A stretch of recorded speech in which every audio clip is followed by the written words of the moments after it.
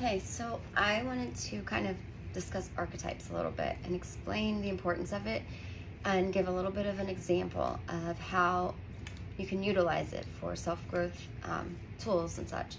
So the thing about archetypes is that when you get to know and understand archetypes, it's a way to understand our own human psyche. Like, it's a way to it's like an opening of a door to develop like healing, self-healing capabilities and such. Because we're constantly balancing energy back and forth with other people, with other personalities, with other, people that may be in opposition of us. On a polarity spectrum, could be at the opposite end of the spectrum.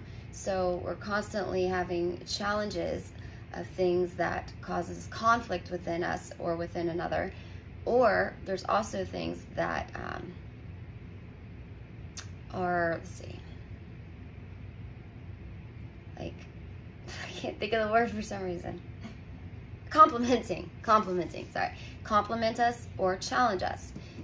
So that's typically how we end up. We get along or we don't get along, depending on if it's more complementary type exchanges, energetic exchanges, or conflicting. But there is a way when we understand more about archetypes, and understanding that archetypes is just behavior patterns. It's habits, patterns, cycles, and it's things that we pick up and learn, that we inherit, we learn and develop from our environment.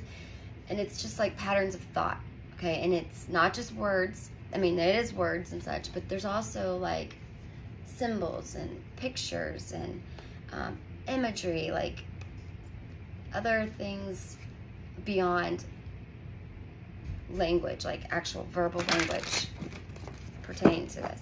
So when you understand your own psyche, it's like having your own mechanism of understanding your own internal processing of your thoughts and your feelings. And it helps when you understand this, when you work with therapy or counseling type things, you can go deeper and connect the dots to yourself within your own psyche and understand your own neurological structure, which is how your central nervous system and your brain kind of like the conjunction between it to what makes you you, what sets off triggers, what, anything and everything, why you do what you do, why things that are harmonized within you or disharmonized within you.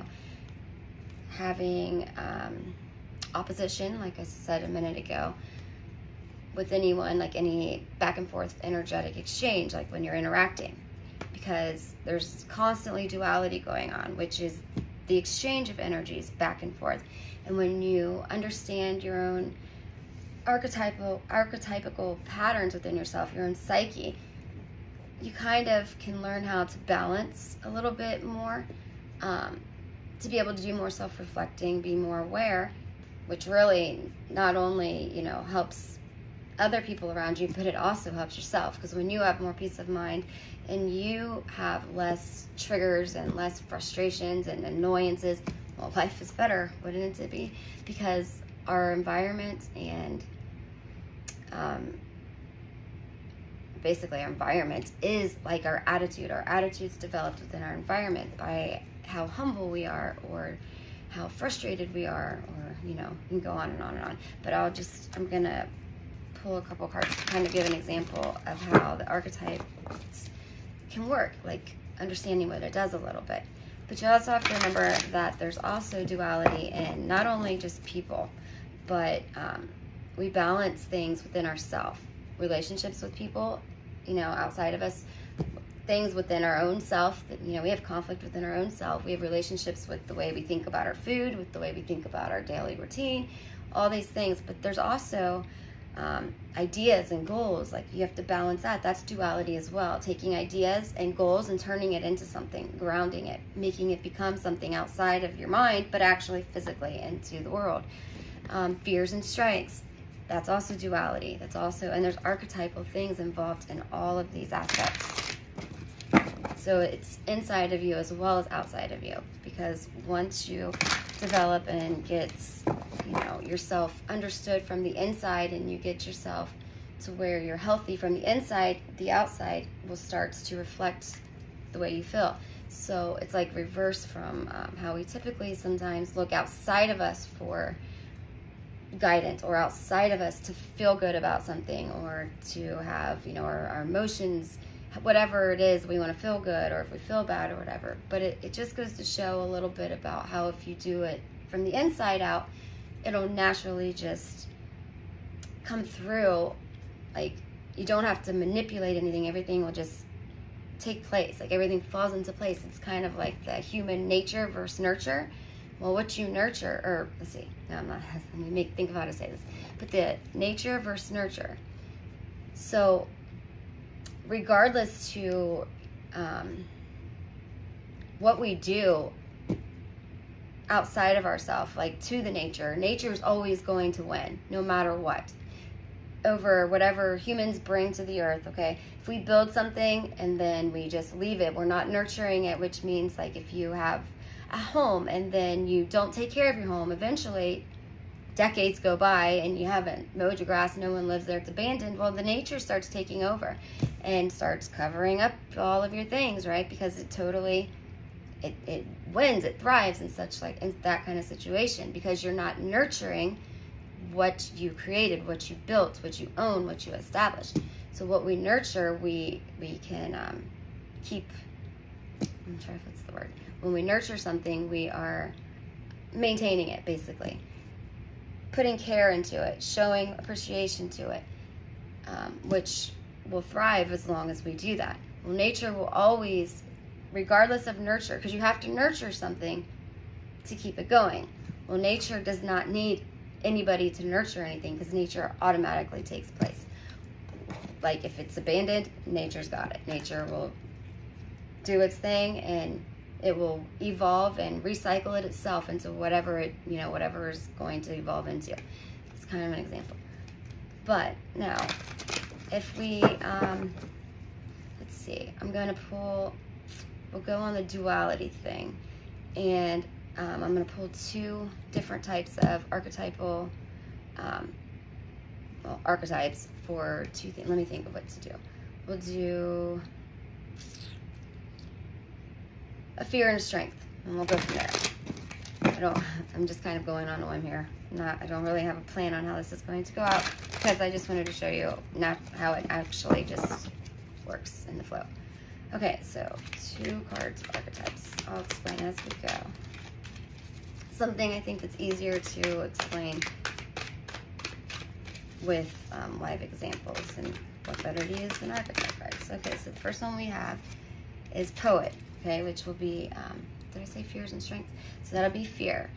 Now strengths, I need a card for strength. So Poet, now remember with all, oh man, I got 3. I'm supposed to have one other one. I'll see what we can do with this. But there's lights and shadow, or light attributes and shadow attributes to every archetype, because there's polarity in everything. What goes up must come down. You know, you can have something that, you can have too much good of something that actually too much good is bad. Too much bad will turn into something good, you know, things like that. I could go on and on, but. So what we have with these archetype cards is, first I have the Poet and the Artist came out. How ironic is that? Then we have Child Nature and Thief came out. Don't know, I'm gonna go with this and see where this takes us. Okay, so if we had Fears and Strengths, okay, Poet and Artist, and let's see. I'm gonna take the other 2 cards that came also with this, because I kept it in order. Oh, you can't see the cards. Okay, so I have the Poet and the Artist here. Now I'm gonna take the other 2 cards and just go underneath of them. I don't know exactly how this is gonna play out, but we'll figure it out. I'm gonna read it as we go.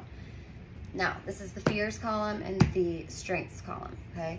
I'm also gonna possibly use tarot cards to kind of get a little bit more backstory on this. But with the Poet, the light attribute is expresses soul insights and symbolic language. shadow attribute is it turns a lyric gift into a negative or destructive effect, okay? So what this would be saying is, poet of expressing insights in symbolic language could be, you know, obviously like poetry, when you create a story, when you're rhyming, when you're creating a song to memorize something, just being creative with something that, if you take logic, some kind of logic thing, and you're struggling with it, you can put creativity to it, make a song out of it, make something rhyme, make, we have acronyms that we use things for, like the alphabet song, for example, the ABCs and such, how we memorize it by putting rhythm to it. Well, with the shadow attribute, turning a lyric gift to a negative or destructive effect would be like, many things cross my mind, but it could be making fun of something. Like, okay, say you are creating a song, and sometimes we use this for humor, but just turning it into something bad, like basically, I think that it's more about destructive effect would be, instead of using it for benefit of gaining from it, because you need to memorize some logical things or definitions or something, and you turn it into, put some rhythm with it, and you create a song or something that's easy to remember, that's a good thing. Well, a destructive thing would be taking something and well, not doing anything good out of it, but actually destroying it, as far as making something beautiful ugly by picking something apart, by, like, say somebody has something special to them and they're showing it, and or they're talking about it, and somebody comes up and just uses their words and says funny things or something, putting them down, and everyone's laughing, but the person's now hurt and sad and walking away. Well, that would be the shadow attribute to the poet. Now, this was under our fears. So strength of artists would have been, the light attribute is expressing a dimension of life that is just beyond the five senses, inspiring others to see life symbolically. Where the shadow attribute is using talent as an excuse to mistreat others, posing as a starving artist to elicit pity. Okay, so that would be, you know, it's funny that we got the poet and the artist for this. So the strength in this for light and shadow. Also remember that sometimes using the shadow attributes is actually, you can use that to your advantage in a good way sometimes, when you have to balance things or offset things, or, you know, which I'll get more into in a minute, maybe. But let's see, with this, so if this was the fears, it would be possibly being afraid in the poet of being made fun of when you create something, if you're good at it. With the artist, as the strength would be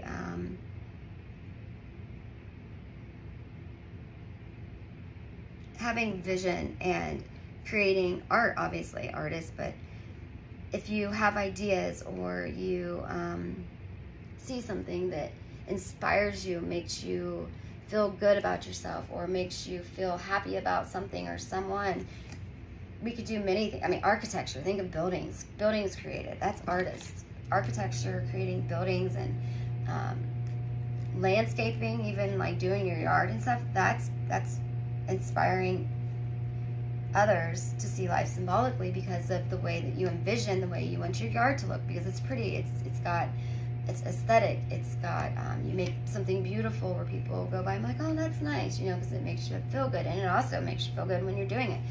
It's a way of expressing and moving energy through you in a healthy way. Where the shadow attribute is using talent as an excuse to mistreat others, posing as a starving artist to elicit pity, would be creating stories like sad, you know, maybe just trying to get attention in a negative way. For example, you could sometimes, if you're in, let's see, I'm thinking about if you're in school or something, and sometimes when we want, or if a child's acting out, something's going on within them, they may start to draw and doodle on their notebook like things that are not very appropriate, and they know that it's going to get the teacher's attention, and they're probably purposely, subconsciously or unconsciously, maybe consciously, doing it to get the teacher's attention, to cause havoc within the room. Well, that would be an example of the shadow attribute. Now, with this being the fears and the strengths, when I was talking about bringing it into duality of archetypes, of explaining the balancing exchange. This is not going to be easy. I'm going to pull the tarot to make this go a little bit smoother. So, strengths, or fears and strengths, this creates a dominant energy for each, and then a middle third energy, which will be an influential energy, which would be like bringing it together. So the influential energy with each dominant energy would be whatever it is that's affecting each of them as they are interacting. Okay, so let's see, one tarot for each. I know I haven't got to the other two archetype cards that fell out yet, but we'll see if we get to that in a minute. It's already been a minute, but okay, we have the Wheel of Fortune under the Poet. Wheel of Fortune is about, it's a major arcana card, and it's about life-changing events, and it's about cycles of life. Let's see, now that would be the dominant energy influencing the Poet, which is on the fear side. And I need a dominant energy for the Artist, which is on the strength. Okay. And we have the Lovers. We had another major arcana, the Lovers card, which represents masculine and feminine, which we all have those qualities within ourselves. It's not male, female, it's masculine, feminine, which is like respect and love, nurturing kind of things, which I won't get too much into right now. But it's about the sacred marriage within ourselves of things. Okay, also it would be what we use, the masculine quality within ourselves would be what motivates and drives us to venture outward, to, you know, like if we're on a mission for something, to have goals, to achieve things, material things, anything that we need to put ourselves out there to go towards, okay? Where the feminine energy is something that we venture within, like that comes back in towards us, which would be like anything with value, meaning. It's kind of like purpose. So the feminine energy to the masculine energy would be like the purpose of our mission, the value of our mission, what it is, why, the underlying things that makes it important, that gives it value, the reason why we're venturing out. That's kind of an example of masculine and feminine. Well, the Lovers is about it's called like a sacred marriage within ourself, of being balanced within ourself, because what's inside is what comes outside. So whatever you feel and experience within you attracts and magnetizes and creates, you know, a healthy version of yourself, so that way outside of you can reflect the same. Now with the Wheel of Fortune, with the Poet being the fears, it's about cycles of life.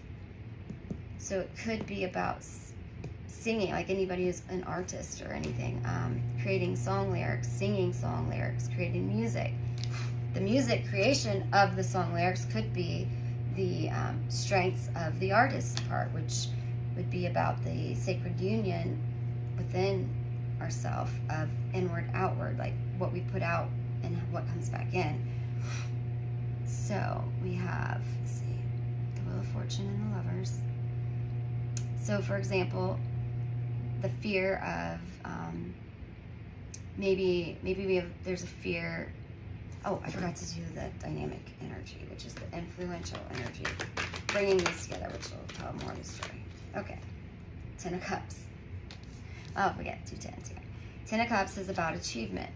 It's about mental, emotional, physical, and spiritual alignment, which is in harmony, which is good. So with the Wheel of Fortune and the Lovers and 10 of Cups being the influential energy of this dynamic, of this energy exchange, that's like a successful thing that's creating something, which could be completely music, making music, turning poems and experiences of stories, things that maybe whatever it is that you've experienced in life, and you write things down and make something out of like maybe things that you struggled and challenges that you've overcome, while turning that challenging things into something beautiful, finding the beauty in it, which would be creating a song, putting rhythm and music and tempos and all these things into with your words to create something, to go out there and put it out there, which would be fears and strengths. Fears of what once was challenging and hard for you to overcome, strengths of utilizing these things because you are balanced within yourself, that you now see something to come out of this experience, to come out of, which is finding the beauty in the misery, or finding the beauty in something that was once hard. When you overcome it, you outgrow it, and then you use it to possibly, you know, you make music and you put it out there, income. So it's like using something wholly, like purely within yourself that you created, and bringing it, you know, recycling it within your life to bring something good to you from it. Because with the Ten of Cups, showing that you're balanced and harmonized in cycles of life, and the healing union and the sacred marriage within, poet and artist, which would totally be recycling something. It's just recycling your experience into something good. So, as opposed to something bad, which is fears and strengths. Now, the other two cards that came out was Child Nature and the Thief, and I'm going to wrap this up. The light attributes is friendship with animals, communication with nature spirits. The shadow is tendency to abuse animals, people, and environment. The thief sheds light on the potential wealth within you that can never be stolen. The shadow is stealing money, creative ideas, affection, or other powers that you think you lack.